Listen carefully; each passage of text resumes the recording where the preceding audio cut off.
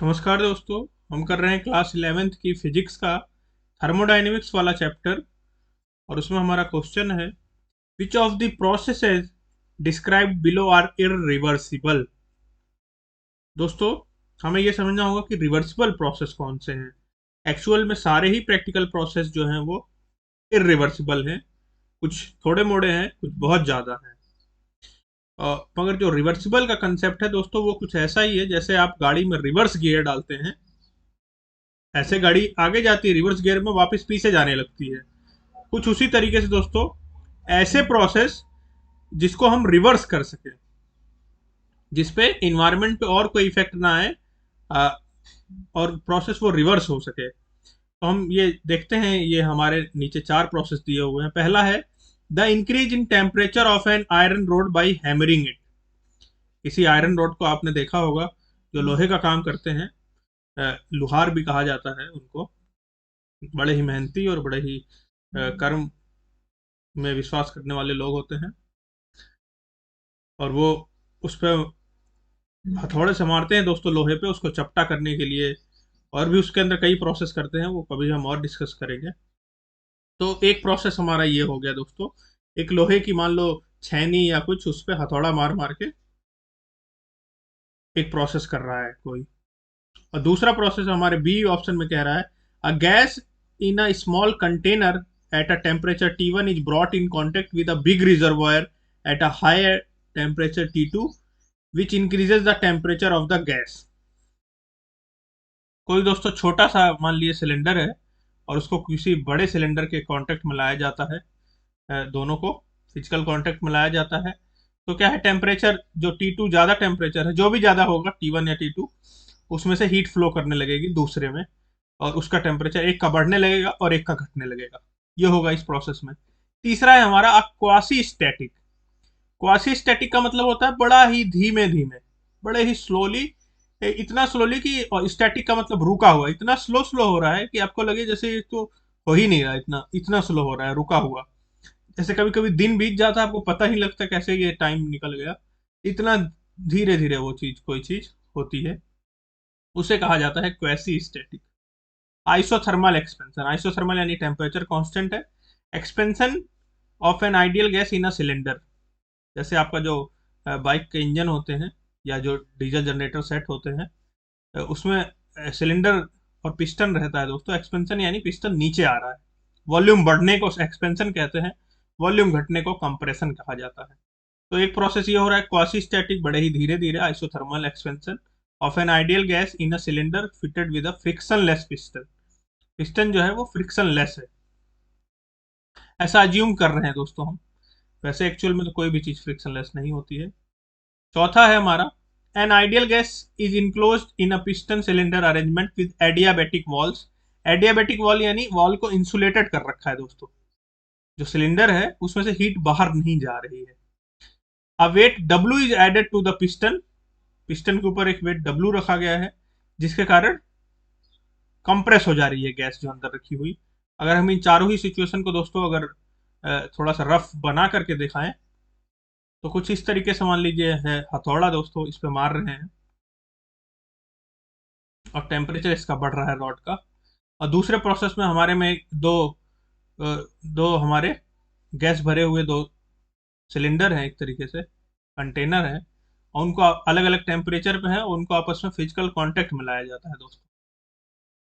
तो क्या है, हीट का फ्लो होगा, जो भी ज़्यादा से, जिसका ज़्यादा टेम्परेचर होगा और जिसका कम होगा, उधर से हीट फ्लो होगी ज़्यादा से कम। जैसे कहीं भी होता है दोस्तों, जैसे हमारी गर्म कॉफ़ी होती है, बाहर का इन्वायरमेंट का टेम्परेचर कम होता है, गर्म कॉफ़ी या चाय से या खाने से हीट बाहर निकलने लगती है, और हमारे खाना धीरे धीरे ठंडा हो जाता है।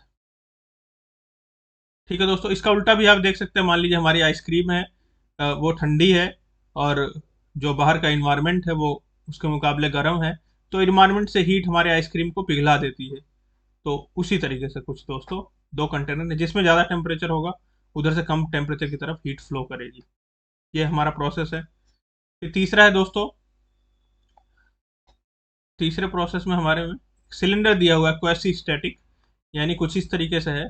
पिस्टन सिलेंडर, और पिस्टन जो है हमारा फ्रिक्शन लेस है, और ये क्वेसी स्टैटिक है दोस्तों, बहुत ही धीरे धीरे हो रहा है। तो उसको हम कैसे दिखा सकते हैं कि इसके ऊपर जो वेट रखा गया है वो बहुत ही छोटे छोटे वेट है और उसको धीरे धीरे एक एक वेट हटा रहे हैं, तो पिस्टन जो है हमारा धीरे धीरे थोड़ा थोड़ा ऊपर आ रहा है। हम एक एक वेट हटाएंगे, पिस्टन धीरे धीरे ऊपर आएगा।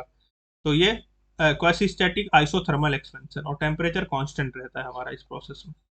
ठीक है दोस्तों। और जो चौथा प्रोसेस है, इसमें दोस्तों हमारा जो पिस्टन है वो फ्रिक्शन लेस है। और चौथे प्रोसेस में दोस्तों एक वेट रख दिया गया है पिस्टन के ऊपर, जिसके कारण गैस कंप्रेस हो गई है। पहले मान लिया सिलेंडर यहाँ था, इस पे वेट रखा तो नीचे आ गया है सिलेंडर।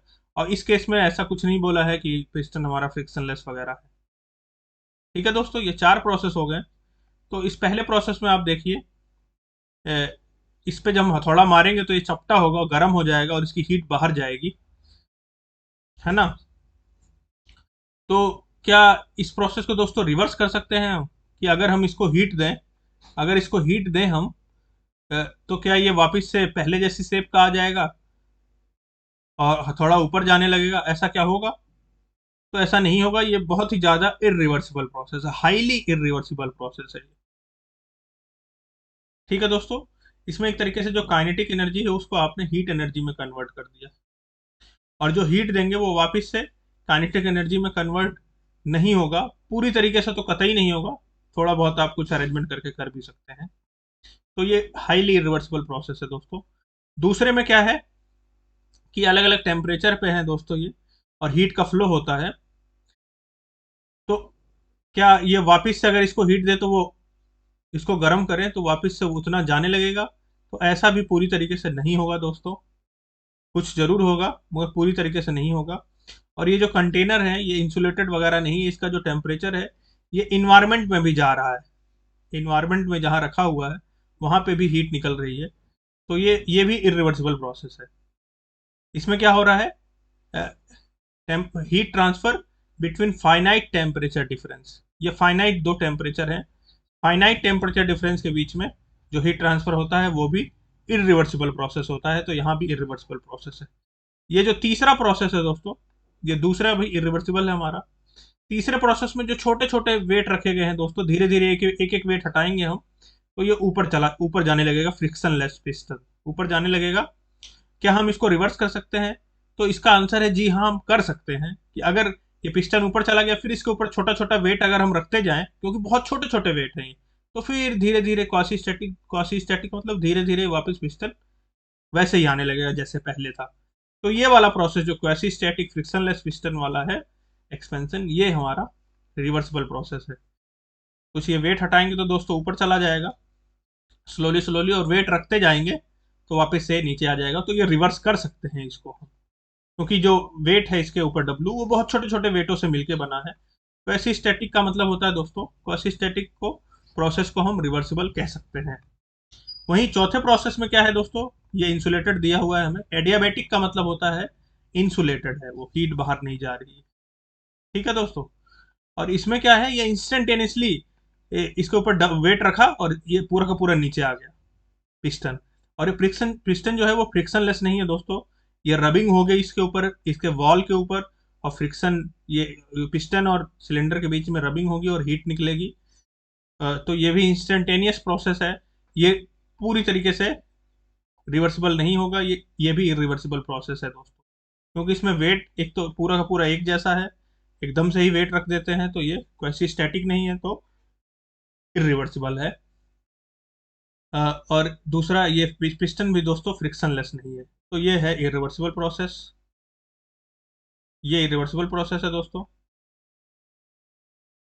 और ये वाला भी हमारा इरिवर्सिबल प्रोसेस है, क्योंकि फाइनाइट टेम्परेचर डिफरेंस के बीच में हीट ट्रांसफर हो रहा है। और ये वाला भी इरिवर्सिबल प्रोसेस है, क्योंकि हम रिवर्स नहीं कर सकते इन प्रोसेसेस को बिना किसी अदर इफेक्ट के।